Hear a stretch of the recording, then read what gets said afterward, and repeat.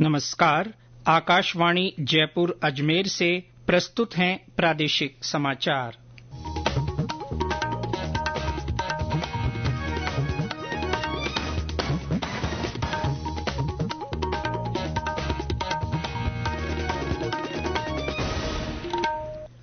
मुख्य समाचार।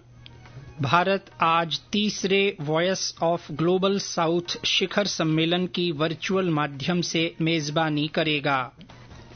कोलकाता के मेडिकल कॉलेज में महिला रेजिडेंट चिकित्सक की हत्या के विरोध में आज प्रदेश भर के डॉक्टरों का कार्य बहिष्कार, चिकित्सा विभाग ने वैकल्पिक व्यवस्थाएं की।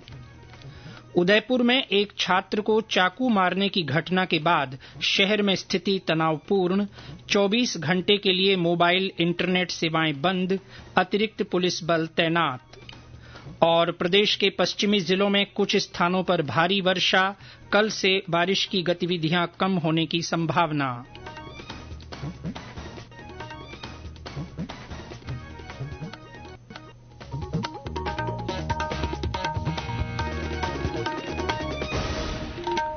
समाचारों के साथ मैं जितेंद्र सिंह पूनिया। और अब समाचार विस्तार से। भारत आज तीसरे वॉयस ऑफ ग्लोबल साउथ शिखर सम्मेलन की मेजबानी कर रहा है। ये सम्मेलन वर्चुअल माध्यम से आयोजित किया जा रहा है। सम्मेलन का विषय बेहतर भविष्य के लिए सशक्त ग्लोबल साउथ रखा गया है।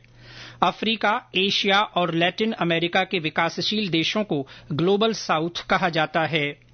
उद्घाटन सत्र में राष्ट्राध्यक्ष और शासनाध्यक्ष भाग लेंगे। इस सत्र की मेजबानी प्रधानमंत्री नरेंद्र मोदी करेंगे। विदेश मंत्रालय के प्रवक्ता रणधीर जायसवाल ने नई दिल्ली में बताया कि सम्मेलन में संघर्ष, खाद्य और ऊर्जा सुरक्षा संकट, जलवायु परिवर्तन और ग्लोबल साउथ की समस्याओं पर चर्चा की जाएगी। कोलकाता के मेडिकल कॉलेज में महिला रेजिडेंट चिकित्सक की हत्या के विरोध में प्रदेश भर के सरकारी और निजी डॉक्टरों ने आज कार्य बहिष्कार की घोषणा की है। इस घटना के विरोध में रेजिडेंट डॉक्टर पहले से ही हड़ताल पर हैं। इसे देखते हुए चिकित्सा विभाग ने लोगों के उपचार के लिए वैकल्पिक व्यवस्थाएं की हैं। इस बीच चिकित्सकों की सुरक्षा और अन्य समस्याओं को लेकर चिकित्सा विभाग की अतिरिक्त मुख्य सचिव शुभ्रा सिंह ने कल जयपुर में डॉक्टरों के विभिन्न संगठनों के पदाधिकारियों के साथ चर्चा की। श्रीमती सिंह ने चिकित्सकों की सुरक्षा और वाजिब मांगों पर उचित कार्रवाई करने का आश्वासन दिया। उन्होंने कहा कि जिला कलेक्टरों और पुलिस अधीक्षकों को चिकित्सकों की सुरक्षा व्यवस्था के लिए माकूल इंतजाम करने के निर्देश भी दिए। श्रीमती सिंह ने चिकित्सकों से आमजन के हित में हड़ताल का रास्ता छोड़कर सांकेतिक विरोध दर्ज कराने और मरीजों के प्रति अपने दायित्वों का निर्वहन करने की अपील की। अतिरिक्त मुख्य सचिव ने बताया कि चिकित्सकों की हड़ताल के मद्देनजर सरकारी चिकित्सा संस्थानों में वैकल्पिक व्यवस्थाएं सुनिश्चित की गई हैं। अस्पतालों में आपातकालीन सेवाएं और अन्य आवश्यक स्वास्थ्य सेवाएं सुचारू रहेंगी। इस बीच चिकित्सा विभाग ने आदेश जारी कर ड्यूटी के समय चिकित्सक और चिकित्सा कर्मियों के साथ अभद्र व्यवहार और मारपीट के मामलों में घटना के 6 घंटे के अंदर एफआईआर दर्ज करवाना सुनिश्चित करने के निर्देश दिए हैं। विभाग ने तुरंत प्रभाव से सभी चिकित्सकों और कर्मचारियों के अवकाश निरस्त कर दिए हैं। नियुक्ति संबंधी केंद्रीय मंत्रिमंडलीय समिति ने कई मंत्रालयों और विभागों में कई उच्च स्तरीय नियुक्तियों को मंजूरी दी है। वित्तीय सेवा विभाग के सचिव विवेक जोशी को कार्मिक और प्रशिक्षण विभाग में सचिव नियुक्त किया गया है। कोयला मंत्रालय में अपर सचिव नागराजू मद्दिराला अब वित्तीय सेवा विभाग के सचिव होंगे। प्रधानमंत्री कार्यालय में विशेष सचिव पुण्य सलिला श्रीवास्तव को स्वास्थ्य और परिवार कल्याण विभाग में विशेष कार्याधिकारी बनाया गया है।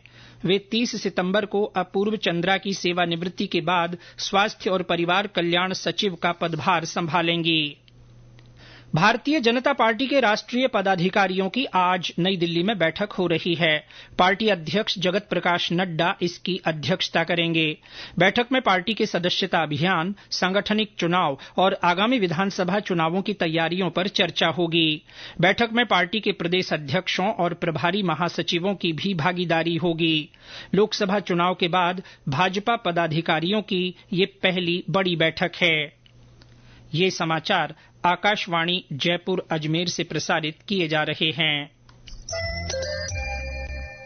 समाचार बुलेटिन में आपका फिर स्वागत है। उदयपुर में एक छात्र को चाकू मारने की घटना के बाद शहर में स्थिति तनावपूर्ण बनी हुई है। शहर में कल रात से 24 घंटे के लिए मोबाइल इंटरनेट सेवाएं बंद कर दी गई हैं।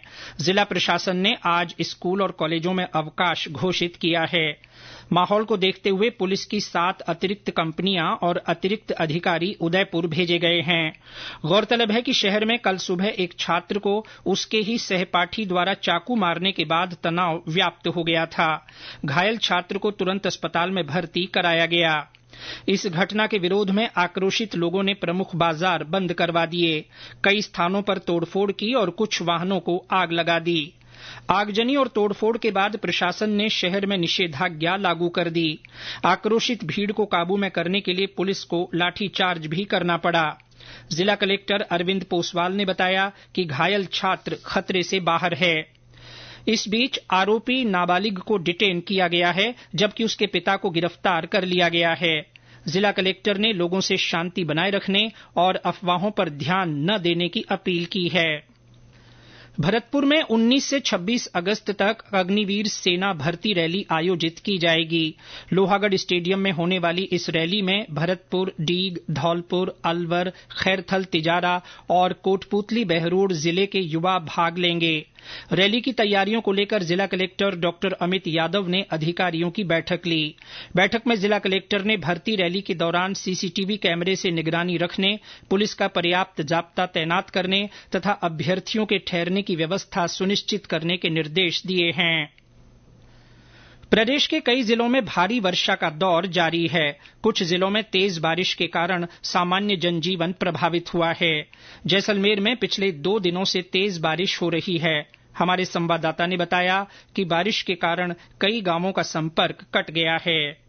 नाचना, चांदन, बनियाना, मोहनगढ़, पोकरण क्षेत्र में भारी बारिश ने जनजीवन को अस्त व्यस्त कर दिया है। बारिश के चलते कई गांवों से संपर्क कट गया है। जिला प्रशासन द्वारा निचली ढाणियों में बसे ग्रामीणों को सुरक्षित स्थानों पर पहुंचने की अपील लगातार की जा रही है तथा पंचायत भवन व स्कूलों में ठहरने की भी व्यवस्था जिला प्रशासन द्वारा की गई है। इसके साथ ही जेसीबी के माध्यम से गाँवों व ढाणियों में पानी की निकासी के प्रयास लगातार जारी है। जिले भर में नदी, तालाब, जलाशय ओवरफ्लो हो गए हैं। जिले की समस्त स्कूलों में भी अवकाश घोषित कर दिया गया है। मनीष व्यास, आकाशवाणी समाचार, जैसलमेर।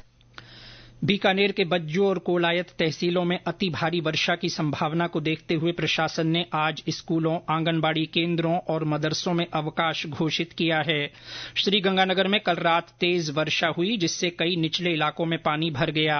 बाड़मेर में घने बादल छाए हुए हैं और रिमझिम वर्षा हो रही है।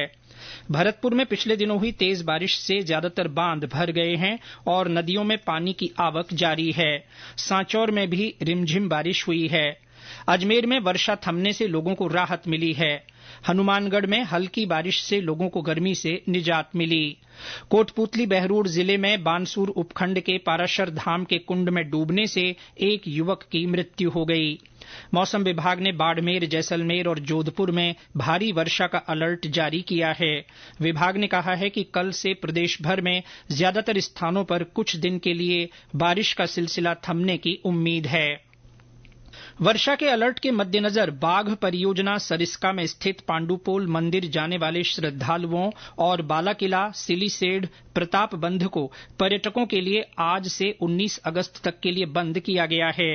बाघ परियोजना के उप वन संरक्षक राजेंद्र कुमार हुड्डा ने बताया कि पांडुपोल हनुमान मंदिर जाने वाला रास्ता भारी वर्षा के कारण जगह जगह से क्षतिग्रस्त हो गया है और कई स्थानों पर पेड़ भी गिर गए हैं तथा नदी नालों में पानी का तेज बहाव होने से श्रद्धालुओं के वाहनों के फंसने की आशंका के मद्देनजर ये फैसला लिया गया है। पेरिस में इसी महीने शुरू हो रहे पैरालंपिक खेलों में भारत के 84 खिलाड़ी हिस्सा लेंगे। ये खेल 28 अगस्त से 8 सितंबर तक आयोजित होंगे। ये पहला मौका है जब सर्वाधिक 47 भारतीय एथलीट इन खेलों में हिस्सा लेंगे। खेल मंत्री मनसुख मांडविया ने बताया कि इस दल में 50 खिलाड़ी ऐसे हैं जिन्हें टारगेट ओलंपिक पोडियम स्कीम के तहत प्रशिक्षण मिला है। और अंत में मुख्य समाचार एक बार फिर। भारत आज तीसरे वॉयस ऑफ ग्लोबल साउथ शिखर सम्मेलन की वर्चुअल माध्यम से मेजबानी करेगा। कोलकाता के मेडिकल कॉलेज में महिला रेजिडेंट चिकित्सक की हत्या के विरोध में आज प्रदेश भर के डॉक्टरों ने कार्य बहिष्कार किया है। चिकित्सा विभाग ने वैकल्पिक व्यवस्थाएं की हैं।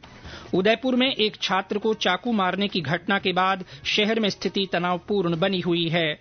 24 घंटे के लिए मोबाइल इंटरनेट सेवाएं बंद कर दी गई हैं।